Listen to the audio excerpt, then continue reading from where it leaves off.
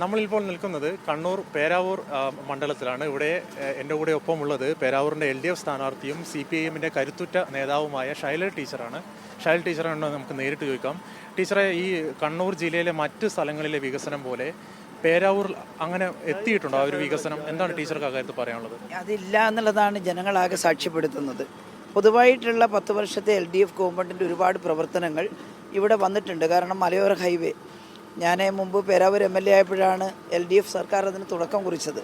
പിന്നീട് ഒന്നാം പിണറായി സർക്കാർ വന്നപ്പോൾ കിഫ്ബി മുഖേന വളരെ പെട്ടെന്ന് തന്നെ ഇത് ഏറ്റെടുത്ത് മലയോര ഹൈവേ പൂർത്തിയാക്കുകയായിരുന്നു. അത് ഇരിക്കൂർ നിയോജക മണ്ഡലത്തിൽ നിന്ന് തുടങ്ങിയിട്ട് നമ്മുടെ പേരാവൂർ മണ്ഡലത്തിലേക്ക് വന്ന അങ്ങനെ വലിയൊരു പ്രവൃത്തിയാണത്. അത് ഇവിടെ നടന്നിട്ടുണ്ട്. അതുപോലെ തന്നെ ഇരിട്ടി പാലം, അത് നേരത്തെ തന്നെ മുൻ LDF ഗവൺമെൻറ്റിൻ്റെ സമയത്ത് തുടക്കം കുറിച്ചതാണ്. ആ വർക്ക് ഇപ്പോൾ പൊതുമരാമത്ത് വകുപ്പ് പൂർത്തിയാക്കിയിട്ടുണ്ട്.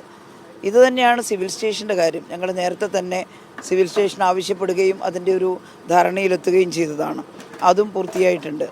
എന്നാൽ ഇവിടെ തനതായിട്ടുള്ള ഒട്ടേറെ വികസന പ്രവർത്തനങ്ങൾ നടക്കേണ്ടതാണ്. അപ്പോൾ കിഫ്ബിയിൽ നിന്ന് പണം വാങ്ങിയിട്ടാണ് നമ്മൾ സ്കൂളുകൾ നവീകരിക്കുന്നത്, ആശുപത്രികൾ നവീകരിക്കുന്നത്. എന്നാൽ ആ കിഫ്ബിയെ തന്നെ പരിഹസിക്കുന്ന സ്വഭാവമാണ് UDF സ്വീകരിച്ചിരുന്നത്.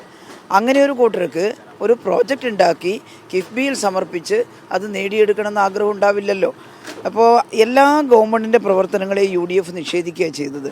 ഇതിന് നല്ല ഉദാഹരണമായിരുന്നു നവകേരള യാത്ര. മുഖ്യമന്ത്രിയും മന്ത്രിമാരും എല്ലാം ചേർന്നിട്ട് നടത്തി.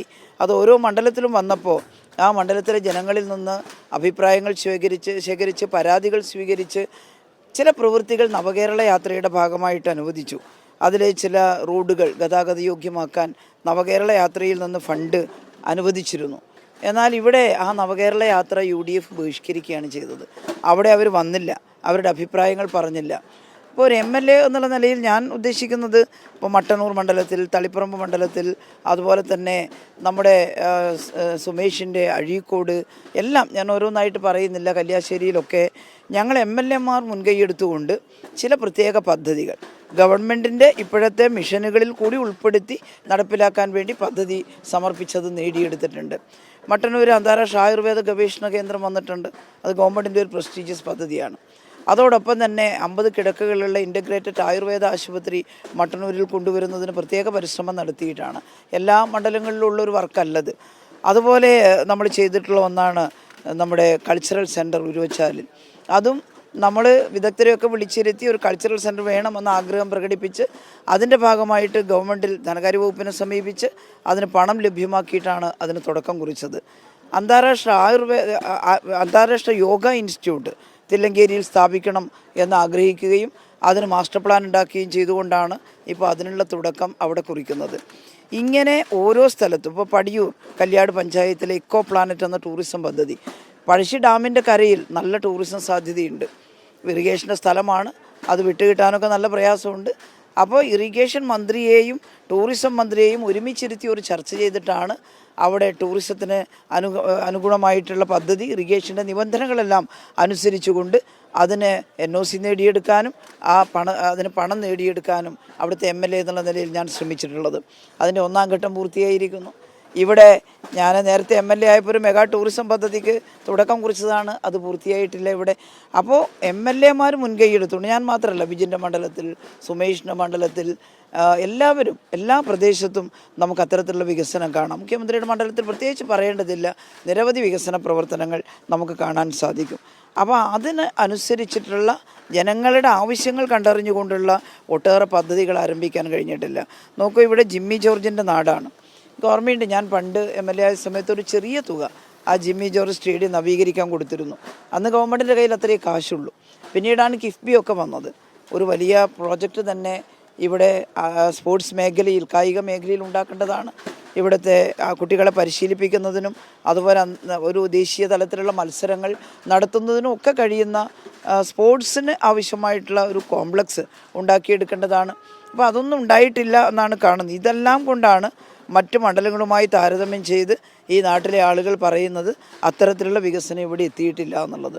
ഏതായാലും ഇടതുപക്ഷ ജനാധിപത്യ മുന്നണി ഗവൺമെൻറ് 3ാമതും അധികാരത്തിൽ വരും, അതിന് യാതൊരു സംശയവുമില്ല. പേരാവൂർ നിയോജക മണ്ഡലത്തിൽ നിന്ന് LDFൻ്റെ ജനപ്രതിനിധിയെ ജയിപ്പിച്ചാൽ ഈ പറയുന്ന കാര്യങ്ങളെല്ലാം നടപ്പിലാക്കാൻ ഞങ്ങൾ ഒറ്റക്കെട്ടായി നിന്ന് പരിശ്രമിക്കും. ജനങ്ങളെ ആകെ ഒരുമിച്ച് അണിനിരത്തിയിട്ടാണ് അത്തരം വികസന പ്രവർത്തനങ്ങൾ ചെയ്യുക. അപ്പം അതൊക്കെ ഈ പേരാവൂർ നടപ്പിലാക്കുന്നതിനൊരു അവസരം തരണം എന്നാണ് ഇവിടുത്തെ ജനപ്രതിനിധിയായിട്ട് വരാൻ വേണ്ടി മത്സര രംഗത്ത് ഉള്ള ഞാൻ LDFൻ്റെ സ്ഥാനാർത്ഥിയായിട്ടുള്ള ഞാൻ ജനങ്ങളോട് അപേക്ഷിക്കുന്നത്.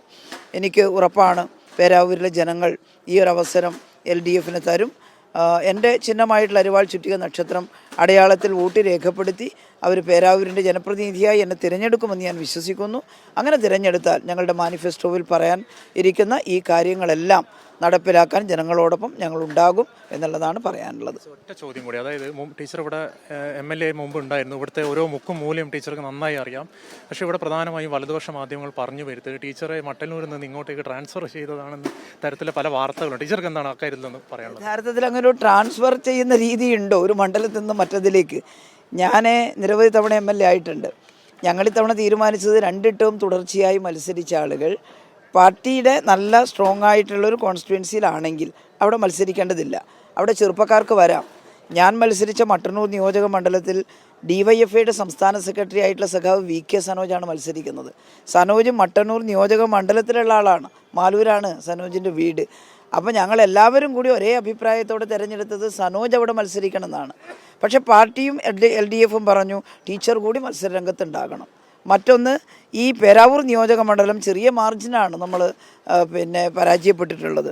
അതുകൊണ്ട് ടീച്ചർ ഇവിടെ മത്സരിക്കണം, ഈ പേരാവൂർ തിരിച്ചു പിടിക്കാൻ വേണ്ടി ശ്രമിക്കണമെന്നാണ് പേരാവൂരിലെ LDFൻ്റെ പ്രവർത്തകരും എൻ്റെ പാർട്ടിയും എല്ലാം പറഞ്ഞതും അതുതന്നെയാണ്. അപ്പോൾ പാർട്ടി എന്നെ ട്രാൻസ്ഫർ ചെയ്തതല്ല, ഇവിടെ ഒരു സ്ഥാനാർത്ഥിയായി നിർത്തിയിരിക്കുന്നു എന്നുള്ളതാണ്. ഞങ്ങൾ ഒറ്റക്കെട്ടായിട്ട് പരിശ്രമിക്കുകയാണ് പേരാവൂരിൽ നല്ല ഒരു ഉജ്ജ്വല വിജയം LDFനുണ്ടാക്കാൻ. എല്ലാവിധ വിജയ ആശംസകളും നേരുകയാണ്. ക്യാമറമാൻ ഫിറോഷിനോടൊപ്പം ചേതൻ സാജൻ, കൈരളി ന്യൂസ്, കണ്ണൂർ.